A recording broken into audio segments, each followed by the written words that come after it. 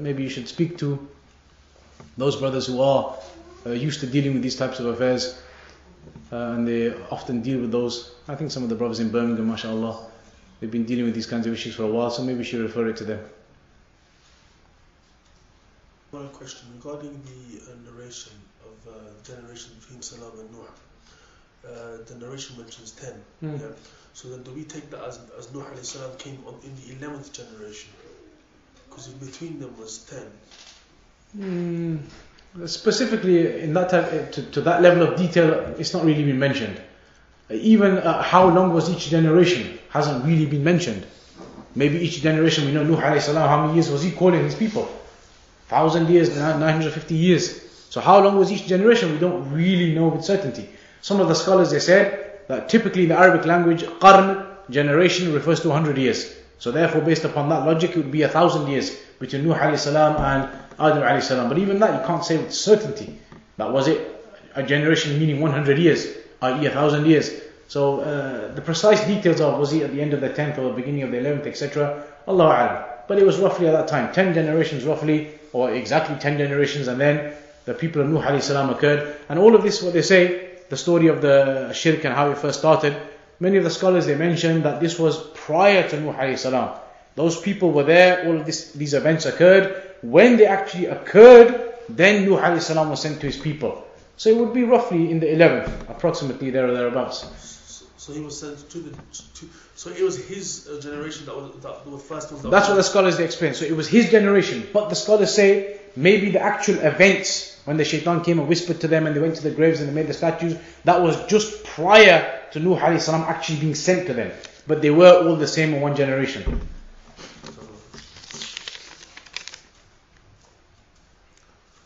Is it permissible to take knowledge or to study secular knowledge? Is it permissible to study secular knowledge from an innovator, knowing that there is no one else who can teach it?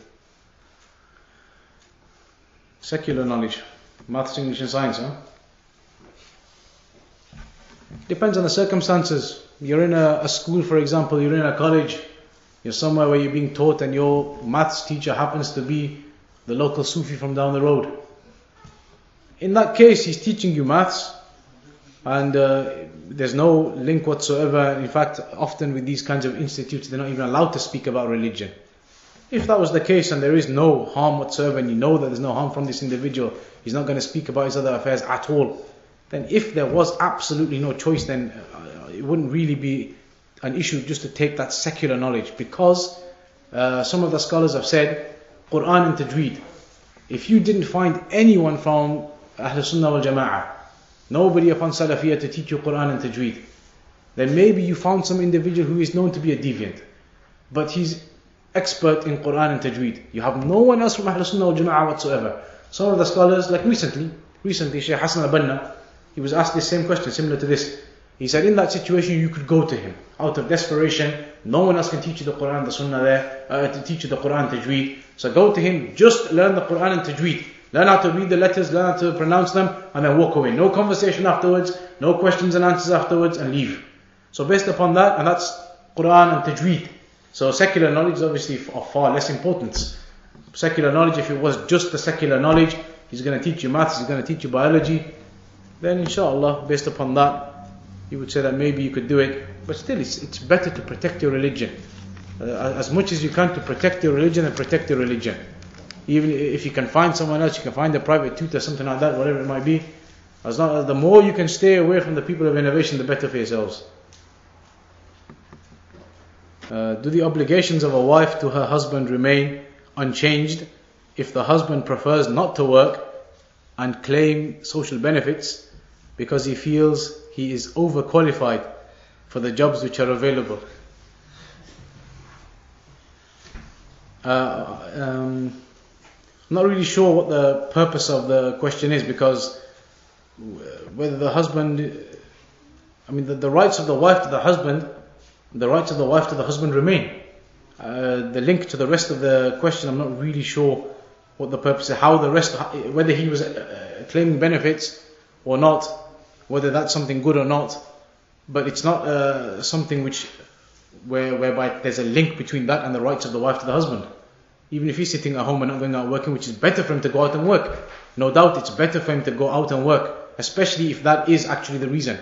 If it's as the wife says, that he believes he's overqualified so he doesn't want to work, meaning he could actually work, then that's not really good. He should go and work. It's better for him to go and work and earn the money with his own two hands. To earn the money with his own two hands, the blessings Allah has given to him, rather than to sit and take the social benefits. But if he does, and he's in this situation, then I don't see how that affects the rights of the wife to the husband. The wife still gives the rights to the husband. And as a part of that, she can encourage him and advise him that he should go out and work, rather than just sitting at home and doing nothing. If especially the reason is, as she mentions, that he believes he's overqualified, doesn't want to work. The abandonment of the prayer that you mentioned earlier on, and you gave the hadith about the kufr. Can you just, in a nutshell, just for some of the benefits of the brothers, about, do they fall into total disbelief, or I know there was some differing between some of the scholars. Could you just give a little touch upon that? So in a nutshell then, about the prayer, the hadith that we mentioned, the Prophet ﷺ, one of the hadith, al-ahd alladhi baynana wa baynahum as-salah faman tarakaha faqad kafar, in one narration faqad ashraka, the covenant, or the barrier, the pledge, or the middle line between us and them, the believers and the non-believers, is the prayer. So the one who leaves it, then he's committed disbelief, he's committed shirk, he's committed kufr. These types of narrations,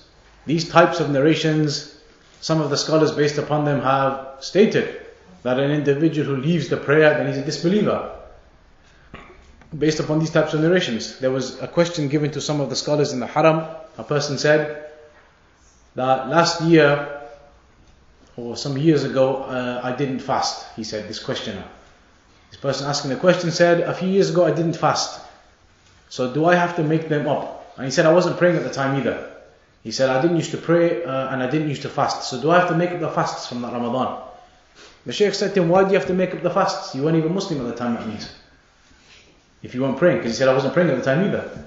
So this is an opinion of some of the scholars. The one who leaves the prayer, abandons the prayer, he doesn't pray, knowing the obligation of it, everything, he doesn't pray.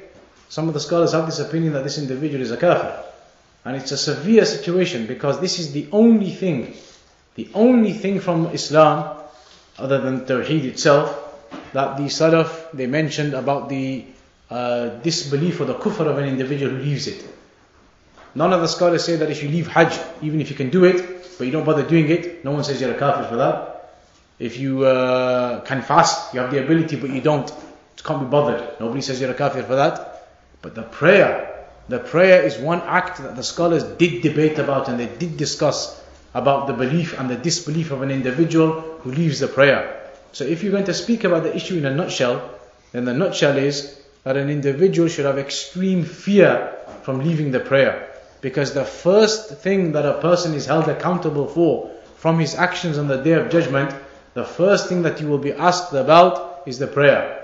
إِنَّ أَوَّلَ مَا يُسْأَلُ عَنْهُ الْعَبْدُ يَوْمَ الْقِيَامَةِ الصَّلَاةِ. The first thing that you're going to be asked about on the Day of Judgment is your prayer. If that's okay, then the rest of your actions will follow suit. But if your prayer is broken, it's incorrect, it's not in place, it's deserted, it's not there, then the rest of your actions will follow suit. Because in the Quran it says the prayer, تَنْهَا عَنِ الْفَحْشَاءِ وَالْمُنْكَرِ. The prayer, it prevents you from evil acts, prevents you from lewd acts and evil acts.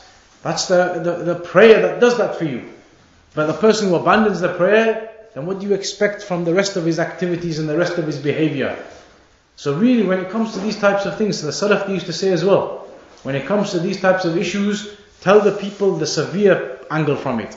Give the people the severe angle so that they are wary of that and cautious of it. So we will give that severe angle, that this is an issue the scholars have debated about. They are debating, and they have debated in the past as to whether you're actually Muslim or not if you pray. So just upon that, a person should have enough fear to recognize that I need to pray. Because some people, unfortunately for them, they will say, well, if a person who doesn't abandon the prayer, there are some scholars who say still Muslim, and he will still eventually enter paradise, that it's as if some people think that's an excuse then. And the reality is the hellfire, the heat of the hellfire, the punishment of the hellfire, even if you believe that eventually I will enter paradise because you are Muslim, then the initial punishment will be severe enough. Mentioned how it's 60, 70 times hotter than any fire upon this earth. It's mentioned about how the people in hellfire, they will say to Malik, the gatekeeper of hell, say to your Lord, لِيَقْضِي عَلَيْنَا رَبُّكَ, tell your Lord, tell Allah to just kill us, finish us off. We don't want to continue being punished in the fire, the torment. Tell Him to just finish us off. And it will be said to them, إِنَّكُمْ مَاكِثُونَ, you are staying there, you are continued to be punished. In one ayah it says, كُلَّمَا نَضِجَتْ جُلُودُهُمْ بَدَّلْنَاهُمْ جُلُودًا غَيْرَهَا. Every time their skins are burnt off from the torment and the fire, then they are given new skins and the pain starts again and the burning starts again. When that's burnt off, they're given a new skin and it starts again. That's the punishment of the hellfire. So a person should fear Allah. And when it comes to the prayer, certainly, of the extreme importance the prayer is, it's beyond belief that an individual would abandon a prayer, would miss a prayer. If there's one thing that you're going to guard over, if there's one thing that you must guard over, it's the prayer. Tawheed, the prayer, and the fundamentals of the religion. Must guard over those. So a person should be severe upon the prayer.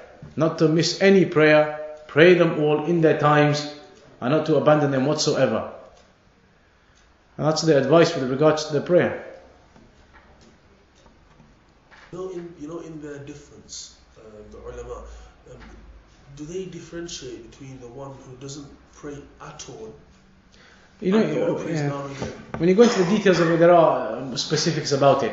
About the one who doesn't pray, the one who does pray, the one who doesn't pray out of laziness, the one who doesn't pray out of rejection, the one who misses sometimes but doesn't miss other times. There's all the details that they do go into it about those issues. But to be honest, that's a whole series of lectures you could have on that issue.